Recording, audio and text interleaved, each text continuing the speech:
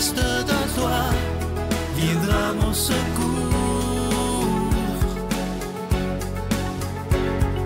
Viens semer dans mon âme le grain de l'amour.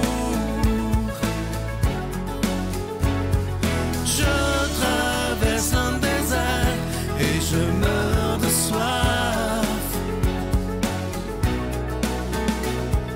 Montre-moi le mystère qui garde la foi. Bonjour, bienvenue à votre émission La Victoire de l'amour en ce jeudi 25 avril. J'espère que vous vous portez bien chez vous. On rejoint tout de suite pour sa chronique, comme à tous les jeudis, Martin Larocque. Et à l'homélie, ce sera le Père Gauthier.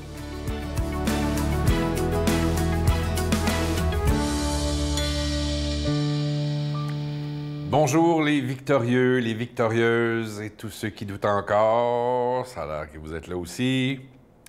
Avez-vous déjà eu cette étrange impression qu'il y a des gens, on va dire des gens, on ne dira pas qui, là, qui attendent une permission pour vivre, décider, pour choisir. Ils attendent la permission de je ne sais pas qui, là, pour agir dans la vie. Trop souvent, on se déresponsabilise face à nos décisions à prendre, à nos choix. Quand la balle est dans notre camp, rentrer dans la valse de la déresponsabilisation. De dire, oui, mais il ne me l'avait pas dit. Oui, mais il n'était pas là. Oui, mais, tu sais, j'ai pas eu le message, j'ai pas eu le mémo. De toujours mettre ça sur le dos des autres.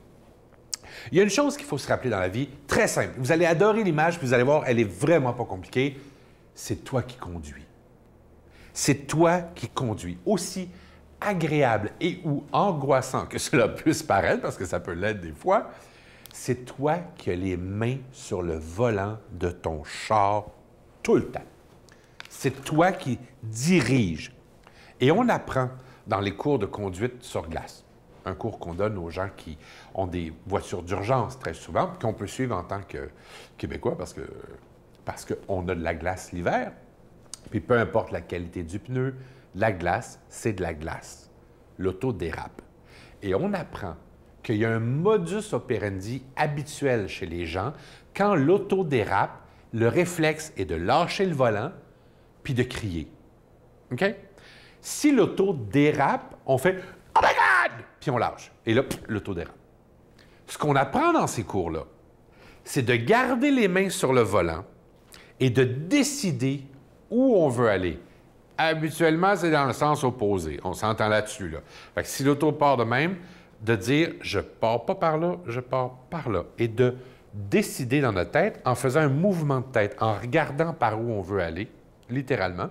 Et là, ça a l'air que la première partie du corps à bouger va être le pied, qui va avoir une action, les mains qui vont faire un dérapage contrôlé. Il faut décider où on veut aller. Cette métaphore-là de la voiture, elle est vraie aussi dans la vie. Quand tu sens que ta vie dérape, garde les mains sur le volant et décide où tu veux aller.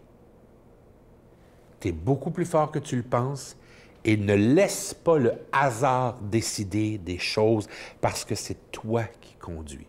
Maintenant, ça se peut que des fois tu pognes la bande rugueuse, que tu sens que ça va déraper. Là, c'est le temps de dire à l'autre, qui est souvent à côté de soi, sur la banquette avant, « Aide-moi. J'ai besoin de tes mains, là. Mets tes mains sur le volant avec moi. À 4 mains, on va y arriver. Et ne regardez pas où ça s'en va. Regardez où vous voulez aller. Et là, vous allez avoir peut-être un dérapage. Peut-être que ça va cogner. Mais beaucoup moins fort que si on abandonne tout. Parce que oui, vous en valez la peine. Bonne semaine. Notre Père qui es aux cieux, que ton nom soit sanctifié, que ton règne vienne, que ta volonté soit faite sur la terre comme au ciel. Donne-nous aujourd'hui notre pain de ce jour. Pardonne-nous nos offenses, comme nous pardonnons aussi à ceux qui nous ont offensés. Et ne nous laisse pas entrer en tentation, mais délivre-nous du mal, car c'est à toi qu'appartiennent le règne, la puissance et la gloire pour les siècles des siècles. Amen. Je continuerai à croire, même si tout le monde perd espoir. Je continuerai à aimer, Même si les autres parlent de haine, je continuerai à construire. Même si les autres détruisent, je continuerai à parler de paix, même au milieu d'une guerre.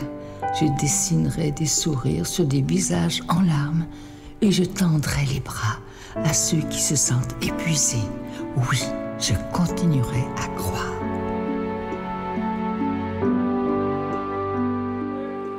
Encore une fois, je suis tellement content de vous parler de ce magnifique cadeau du mois, une belle exclusivité de la Victoire de l'amour. C'est le tout nouveau livre de notre amie Geneviève Côté qui ne se retrouvera pas en magasin. Et le titre est absolument magnifique. Impardonnable, doit-on tout pardonner? Ça, c'est une question que vous nous posez, que je reçois toutes les semaines, premièrement.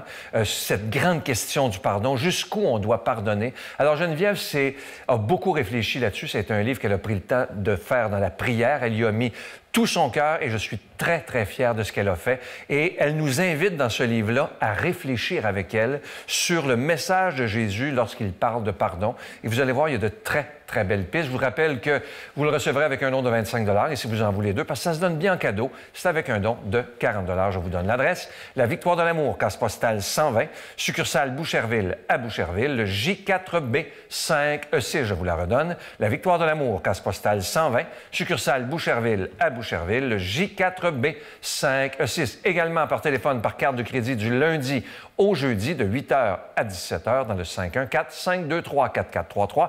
523-4433 ou sans frais le 1-888-811-9291. 1-888-811-9291 et aussi sur notre site Internet qui est un moyen très sécuritaire, rapide et efficace de faire votre don, le www.lavictoiredelamour.org. Je vous rappelle le titre du livre, Impardonnable, doit-on tout pardonner? Je veux prendre le temps de vous dire des milliers de fois de merci de votre aide pour le ministère de la Victoire de l'amour, car cette émission-là, si elle existe, c'est d'abord grâce à vous. Merci.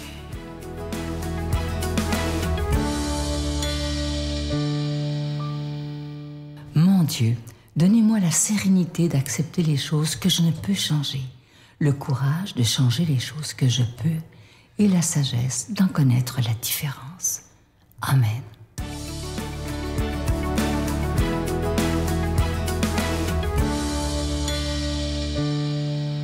Bonjour chers frères et sœurs, bienvenue à la méditation de l'évangile de ce jour qui est tiré de l'évangile de Saint Marc au chapitre 16, versets 15 à 20.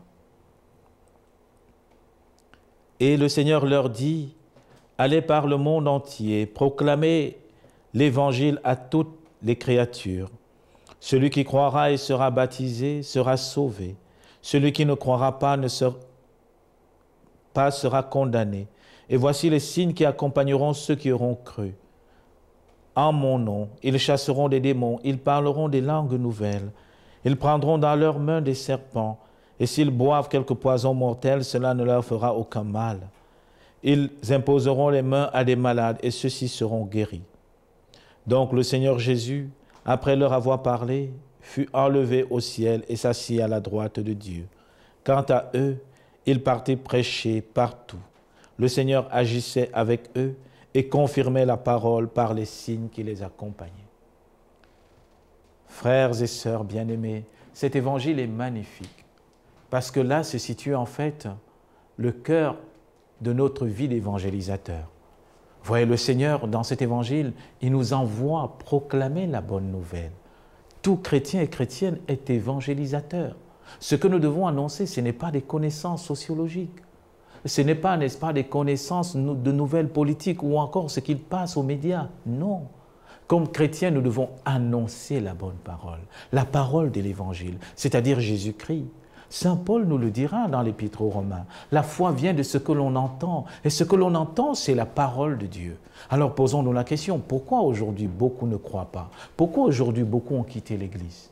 Pourquoi aujourd'hui, n'est-ce pas, les gens, on va nous dire, ben oui, l'Église est catholique, les gens ne croient pas en Jésus-Christ. Mais pourquoi chez nos frères protestants, ils sont pleins les jeunes, ils sont pleins de familles? Pourquoi ces nouvelles églises sont en train de fleurir? Peut-être parce que nous, en fait, nous sommes tombés dans un silence, dans une espèce de timidité, dans une espèce de peur. Peur d'annoncer les merveilles de Dieu, peur de prendre en nous cette responsabilité d'être chrétien. Voilà ce qu'il nous dit. Ceux qui auront cru et ceux qui seront baptisés, voilà les signes qui vont les accompagner. Ils pourront ressusciter des morts, guérir des malades. Ils pourront faire des merveilles extraordinaires. Alors cet évangile nous repose la question, est-ce qu'en réalité, j'ai accueilli Jésus-Christ dans ma vie?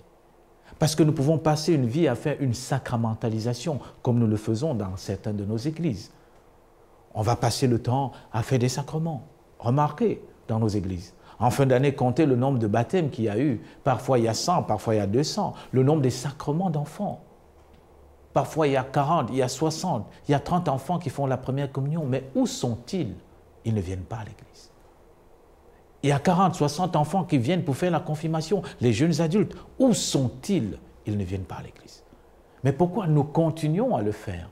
Pourquoi nous continuons à véhiculer, n'est-ce pas, cette culture de mort spirituelle? Excusez-moi, frères et sœurs, d'employer ces termes. Pourquoi continuons-nous à donner une espèce de sacramentalisation aux personnes sans leur donner Jésus-Christ? Le baptême, c'est d'abord un engagement à la suite de Jésus-Christ, nous dit l'apôtre Saint-Pierre. Le baptême, ce n'est pas seulement l'acte baptismal, c'est d'engager sa vie à la suite de Jésus-Christ. Et parce que nous allons engager notre vie à la suite de Jésus-Christ, nous allons devenir des évangélisateurs, pas des moralisateurs, pas ceux qui vont culpabiliser le monde, mais ceux qui auront le courage de pouvoir dire au monde, Jésus-Christ a transformé ma vie, Jésus-Christ a sauvé ma vie. Et parce qu'il a sauvé ma vie, je veux te le donner. Prenons un exemple, frères et sœurs. Quand nous découvrons une application nouvelle qui nous rend vraiment joyeux, ou encore quand nous découvrons une recette magnifique qui nous donne de la joie, quel est notre premier réflexe? Nous allons le partager avec ceux qu'on aime. On envoie l'application à un ami pour dire, écoute, cette application a facilité beaucoup de choses dans ma vie. Ah, telle recette, si tu le fais, c'est vraiment, elle est délicieuse et tu peux le prendre avec tes amis. Mais pourquoi avec l'Évangile, nous ne le faisons pas? Je prends un autre exemple pour qu'on se comprenne bien, frères et sœurs. Nous sommes dans l'apanage de TikTok. Moi-même, je suis sur TikTok. J'ai beaucoup de followers sur TikTok. Nous sommes sur Instagram. Nous sommes dans les réseaux sociaux. Est-ce que nous envoyons des vidéos qui parlent de Dieu à nos amis? Posons-nous la bonne question. Qu'est-ce que nous partageons? J'aimerais vous dire, dis-moi ce que tu partages dans les réseaux sociaux. Je te dirai si le Seigneur Jésus-Christ a touché ton cœur. Et aujourd'hui, le Seigneur nous dit, les signes qui vont accompagner mes apôtres, c'est qu'ils vont annoncer la bonne nouvelle. Ils vont guérir les malades. Ils vont ressusciter les morts. Alors demandons ce renouveau spirituel au Seigneur Jésus-Christ. Ce renouveau, pas simplement en nouvelle évangélisation, les slogans et les titres que nous avons mis dans nos paroisses, mais ce renouveau intérieur. Que cette bénédiction que nous allons recevoir puisse nous donner en abondance l'Esprit Saint pour renouveler en nous la ferveur d'être chrétien. Au nom du Père et du Fils et du Saint-Esprit. Amen. Je vous salue Marie, pleine de grâce. Le Seigneur est avec vous. Vous êtes bénie entre toutes les femmes, et Jésus, le fruit de vos entrailles, est béni. Sainte Marie, Mère de Dieu, priez pour nous pécheurs, maintenant et à l'heure de notre mort. Amen.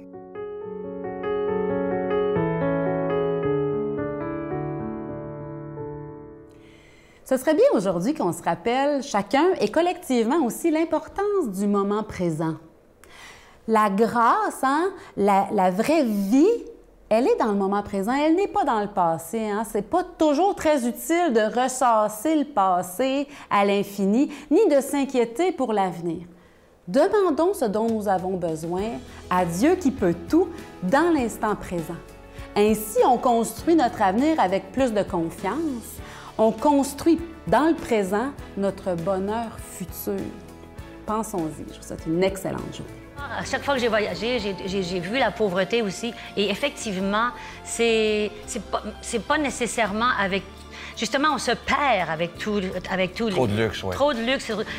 Alegria, come un lampo di vita, allegria, come un pazzo grido.